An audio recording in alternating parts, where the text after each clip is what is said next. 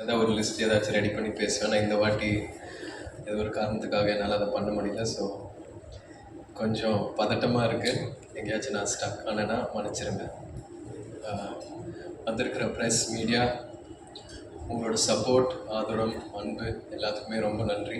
நம்மளோட படத்தை மக்கள்கிட்ட போய் சேர்த்ததுக்கு ரொம்ப நன்றி. போன மேடையில் ப்ரீ ரிலீஸ் ஈவெண்ட் அன்றைக்கி சில பேரோட பேர் நான் சொல்ல மறந்துட்டேன். ஸோ ஃபஸ்ட்டு அவங்கள பற்றி நான் பேச விரும்புகிறேன்.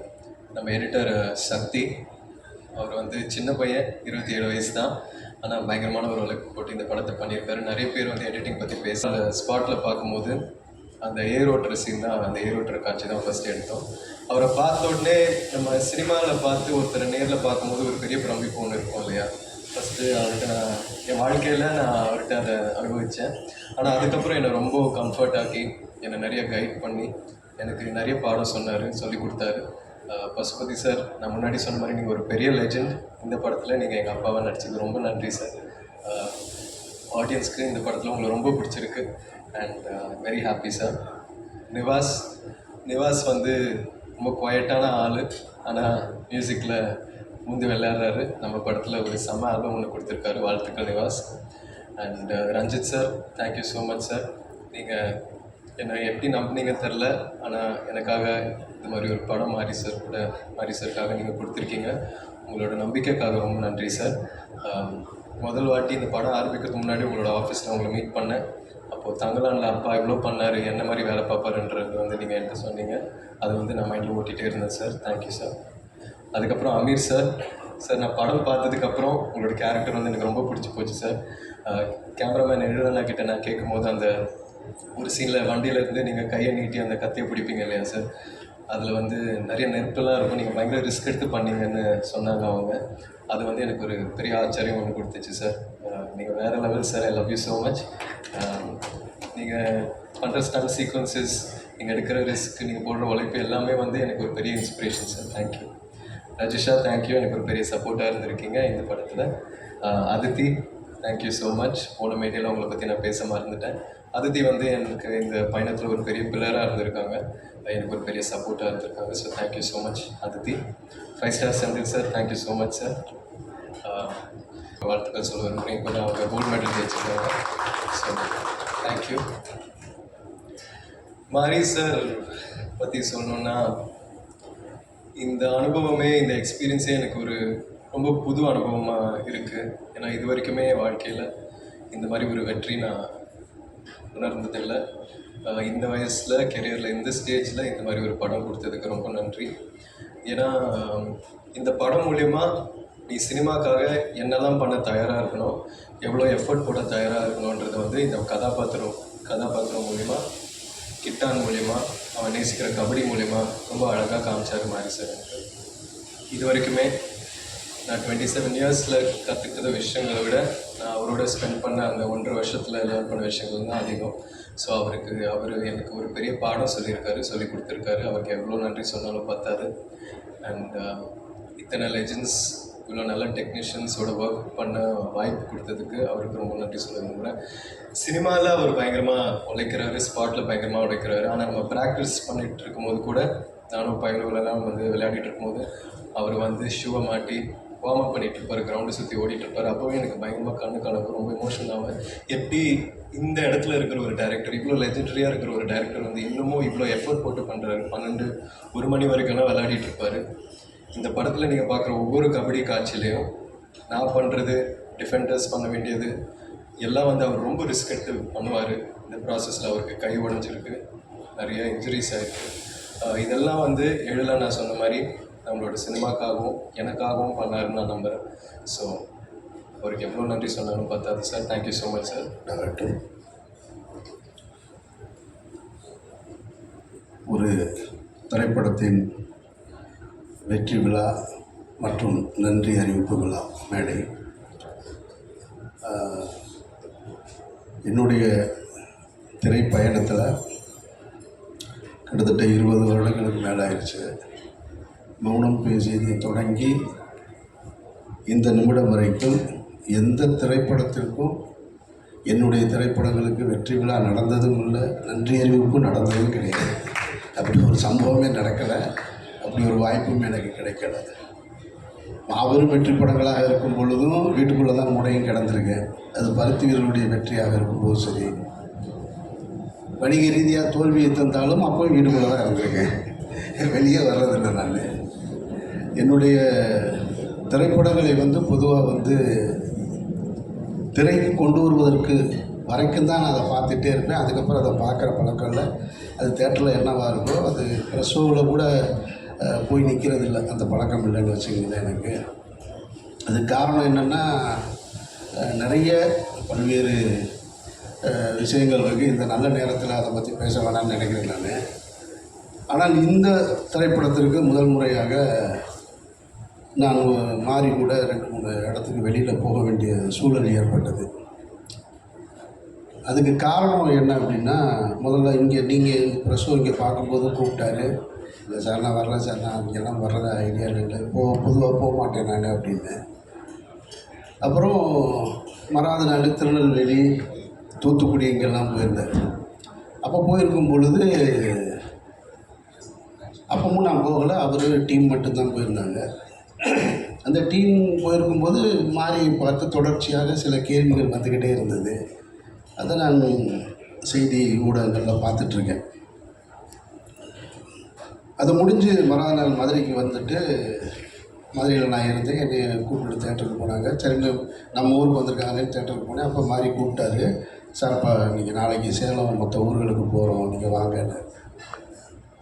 நான் வர்றேன்னு சொல்லி ஒத்துக்கிட்டேன். அதுக்கு காரணம் என்னென்னா, இந்த திருநெல்வேலி தூத்துக்குடி அந்த இடத்துல பத்திரிகையாளர் சந்திப்பில் பத்திரிகையாளர்கள் மாறி என்கின்ற இயக்குனருக்கு கொடுத்த ஒரு நெருக்கடி தான் எனக்கு நான் அவரோட போகணும்னு தோணுச்சு. சரி நம்ம போய் பக்கத்தில் உட்காருவோம், என்ன வகையான தாக்குதல்கள் வருது அதை நம்ம சமாளிப்போம் அப்படின்னு தான் போனேன் நான். ஆனால் நான் வந்த இடத்துல அது நடக்கலை. நடந்திருந்தால் நிச்சயமாக நான் அந்த இடத்துல மாறி பாதுகாத்திருப்பேன். அதில் எந்த மாற்று கருத்தும் கிடையாது. எனக்கு என்னென்னா, அந்த பத்திரிகையாளர்கள் ஒரு கேள்வியை திரும்ப திரும்ப மாறிக்கிட்ட கேட்குறாங்க, நீங்கள் ஏன் இந்த மாதிரி படம் எடுக்கிறீங்க, ஏன் இந்த மாதிரி படம் எடுக்கிறீங்க, நீங்கள் சமூகத்துக்குள்ளே ஒரு பிரச்சனையை உண்டு பண்ணணும்னு நினைக்கிறீங்கன்றாங்க. இது எவ்வளவு அபத்தமான ஒரு கேள்வியாக இருந்ததுன்னு நான் பார்த்தேன். நான் கண்ணுக்கு தெரியாத சாமி, இல்லாத பேய், இது ரெண்டை பற்றி இங்கே நிறைய சினிமா வெற்றி அடைஞ்சிக்கிட்டே இருக்குது. சாமியை யாரும் பார்த்ததும் கிடையாது, அதை பற்றி படம் எடுத்தால் கொண்டாடுறாங்க. பேய் அது இல்லவே இல்லை. ஏன்னா பேயை விட மனுஷன் ரொம்ப மோசம்னு நான் நினைக்கிறது. பேய் எந்த பேயினாலும் எந்த தொந்தரவும் கிடையாது. ஏன்னா பேய் பார்த்தீங்கன்னாக்க அதுவே ரொம்ப பயந்தது தான். ஏன்னா அது பகலில் வரவே வராது. நீங்கள் எந்த திரைப்படத்துலையும் பகலில் அது இரவில் மட்டும்தான் வரும். அதுவே ரொம்ப பயந்தது. அது பகலில் போனால் ஆளுங்க நிறையா இருப்பாங்கன்னு இவனுக்கு பயந்துட்டு ஓடிடும். இது ரெண்டை பற்றியும் படம் எடுக்கலாம். ஆனால் கண்ணுக்கு தெரிஞ்சிருக்கக்கூடிய சாதி, அது ஏற்படுத்துகிற தீமைகள், அதனால் ஏற்பட்ட வலிகள், கொடுமைகளை ஒருத்தர் படம் எடுக்கக்கூடாதுன்ற கேள்வியை முன்வைக்கும் போது தான் எனக்கு ரொம்ப அபத்தமாக இருக்குது. அவர் ஒரு படம் எடுக்கிறார், அவர் ஒரு கருத்தை சொல்கிறார். அந்த கருத்துக்கு உங்கள்கிட்ட எதிர்கருத்து இருந்தால் நீங்களும் சொல்லுங்கள். எடுக்கக்கூடாது, ஏன் எடுக்கிறீங்கன்ற கேள்வி ரொம்ப ஆபத்தானதாக நான் பார்க்குறேன். நான் இப்போது மாரியுடைய படங்கள், ரஞ்சித்துடைய படங்களை பொதுவெளியில் அரசியல் சார்ந்தவங்க கருத்து தெரிவிக்கிறாங்க, அதுக்கு ஒரு எதிர்ப்பு தெரிவிக்கிறாங்க அப்படின்னா அதில் ஒரு நியாயம் இருக்கிறதா பார்க்குறேங்க. ஒன்று ரொம்ப நாளாக அடிச்சிட்டோம், அப்படியே அடி வாங்கிட்டே இருக்க வேண்டிய என்ன, திடீர்னு என்ன உங்களுக்கு எங்கேருந்துடா வருது இந்த தைரியம் அப்படின்ற கேள்வியாக இருக்கலாம். இல்லை நடந்து போச்சு, அதெல்லாம் ஏன் வெளியில் சொல்கிறேன், நாங்கள்லாம் பெரிய மனுஷனாகவே வாழ்ந்துட்டோம் இங்கே அப்படின்ற எண்ணமாகவும் இருக்கலாம். அது அரசியல் சார்ந்தவர்கள், அந்த அமைப்பு சார்ந்தவர்கள் சொல்கிறாங்கன்னா அதில் ஒரு லாஜிக் இருக்கிறதா பார்க்குறேன். ஆனால் திரைத்துறையிலிருந்து வருகிற எதிர்ப்பு இருக்குது பார்த்தீங்களா, அதெல்லாம் ரொம்ப அபத்தமாக பார்க்குறேன். அதில் ஒரு இயக்குனர் ஒரு தொலைக்காட்சி ஊடகத்தில் இந்த திரைப்படத்தை பற்றி பேசும்போது ஒரு பாடல் பாடி காமிக்கிறார். நீங்கள்லாம் பார்த்துருப்பீங்க. ரொம்ப கேவலமாகவும் குரூரமாகவும் பைசன் பைசன் பைசன், அது ஒரு பாய்சன், அந்த குரலே நாராசமாக இருக்குது. அதில் இது வேறு. நான் கேட்குறேன், உங்ககிட்ட உண்மையிலேயே கருத்து இருந்ததுன்னா, அவர் ஒரு கருத்து வச்சுருக்காரு, அந்த மீடியாவை ஆர்ட்டாக அவர் எடுத்துகிட்டு அதன் மூலமாக ஒரு அரசியல் சொல்கிறார்.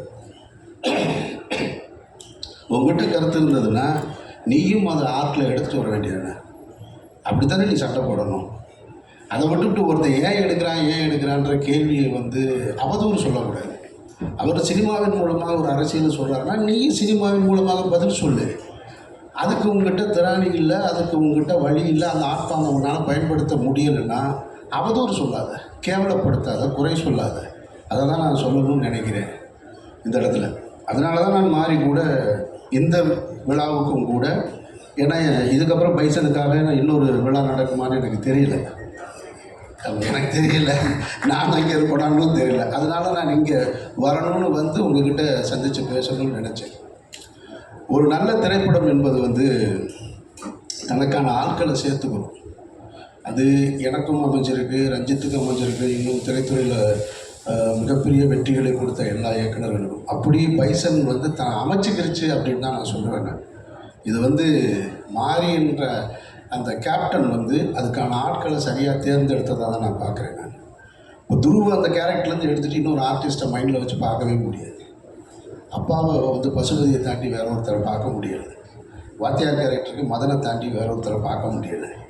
ஒளிப்பதிவுக்கு எழில் இல்லைன்னா யார் சிறப்பாக செஞ்சுருப்பா அப்படின்ற கேள்வி வருது. மியூசிக்கு நிவாஸ் இல்லைன்னா வேறு யார் பழைய மியூசிக் டைரக்டரான இப்படி அது தனக்கான ஒரு நல்ல திரைப்படம் தனக்கானதை சேர்த்துக்கிறது அப்படின்னு தான் நான் உணர்றேன். நான் பொதுவாக ஒரு நல்ல திரைப்படங்களை பார்க்கும் பொழுது நம்ம பாராட்டுவோம். ஆனால் பாராட்டுகிற எல்லோரோடும் பயணிப்போமா அப்படின்னா அது வாய்ப்பு குறைவு தான். ஆனால் இந்த படத்தை பார்த்ததுக்கு பின்னாடி எனக்கு ஒரு 3 பேரோட ஒர்க் பண்ணணும் அப்படின்ற ஆசை வந்துருச்சு. என்னோடய டைரெக்ஷனில் வந்து கேமராமேன் எழிலோடையும் மியூசிக் டைரக்டர் நிவாஸோடையும் திலீப் சுப்பராயனோடு சேர்ந்து ஒரு படம் பண்ணி விடுவோம். ஏன்னா ரொம்ப கம்ஃபர்ட் ஜோன். இப்போ திலீப் பேசும்போது இங்கே சொன்னார், அவர் தான் அந்த மீசையெல்லாம் வச்சு அந்த பக்கம் லால் சாரோட தம்பியாக நடிச்சிருந்தது. அவர் அடிக்கிற காட்சி, அவர் ஃபைட் மாஸ்டர், அவருக்கு தெரியும்ல, அவர் பல பேரை பார்த்துருப்பார். அவர் வந்து நின்றுட்டு ஒரு நிறைய மாறி சொன்னாப்புல, இங்கே கட்டை இருக்குது, இந்த இருக்குது சார் கட்டை இதை எடுத்துங்க, ஏங்க கட்டையை கரெக்டாக வைங்க, எந்த கட்டைங்கன்னு. இல்லை சார் டம்மி தான் சார். இல்லைங்க நீங்கள் சொல்கிறீங்க, டேர்ன் பண்ணி நிற்கிறேன், நான் திருப்பி எடுக்கிறது எந்த கட்டைன்னு எனக்கு வைக்கிற இடத்த காட்டுங்க, வேறு கட்டை நீங்கள் ஒரிஜினல் கட்டை எடுத்துங்க. அல்ல சார் அதெல்லாம் சமாளிச்சிடலாம் சார். இல்லைங்க உங்களுக்கு என்னை தெரியாது, அதனால சொல்கிறேன், நான் எடுத்து வேகமாக பார்த்துக்கலாம் சார். டம்மி தான், ஆனால் கரெக்டாக டம்மியை நானே எடுத்து வச்சுக்கிட்டேன். அசிஸ்டன்ட் டைரக்டர் கொஞ்சம் சார் டைரக்டருக்கு டென்ஷனாக இருந்தாலும் அசிஸ்டன்ட் டைரக்டர் மாற்றி விட்டுருவாங்க இல்லைன்னு, அதனால் திரும்ப ஒரு விட பார்த்துக்கிட்டேன் கட்டையை. நான்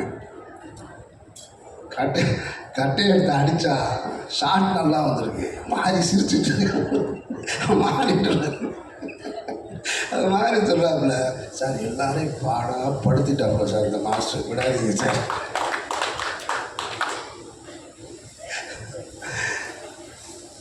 நான் வந்து திலீப்பே பார்க்குறேன் தான், அப்படியே இருக்காப்புல, கண்ணு லேசாக கலங்கியிருக்கு. ஆனால் என்னடா இவ்வளோ பேருக்கு முன்னாடி திலீப் நீங்கள் சொன்னதுனால தான் நான் சொல்கிறேன், இல்லைனா சொல்லியிருக்கேன். அப்படியே நிற்கிறாப்புல தான். இன்னொரு ஒன்று, அது ஒரு சின்ன மிஸ் ஆயிடுச்சு, அது 1 more போடலாம் சார் அப்படின்னு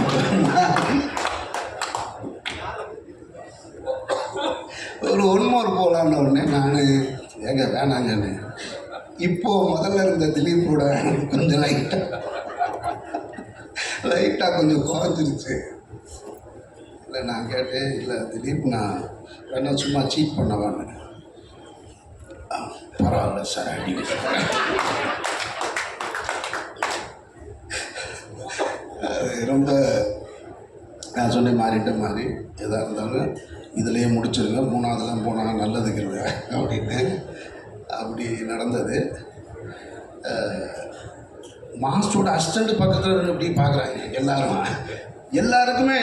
இவர் அந்த ஷாட்டு முடிஞ்சிருச்சு, திரும்ப மாறி கூப்பிட்டு ஐயா பாருங்க அசிஸ்டண்ட் பூரா அப்படி சிரிக்கிறாங்க பாருங்க, அப்படி பூரா மறைஞ்சு சிரிச்சிட்டு. ஏன்னா இந்த படத்தில் நிறைய ஃபைட் சீக்வன்ஸாக இருந்திருக்கு, வச்சு செஞ்சுருக்காப்புல அவர்.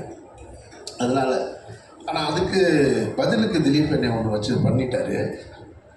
அந்த பாம் அது வெடிச்சது இருக்கு இல்லையா, என் பக்கத்தில் இப்படி தான் வெடிச்சிச்சு.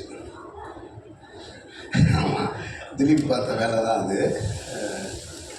ரொம்ப நல்ல கம்ஃபர்ட்டாக பார்த்துக்கிட்டாப்புல. ஆனால் அது வெடித்த உடனே திரும்ப உள்ள பாய்ஸ் எல்லாம் உள்ளே வந்துட்டாங்க, ரொம்ப சேவ் பண்ணிட்டாங்க. ரொம்ப சந்தோஷம். எழில் கேமராமேனு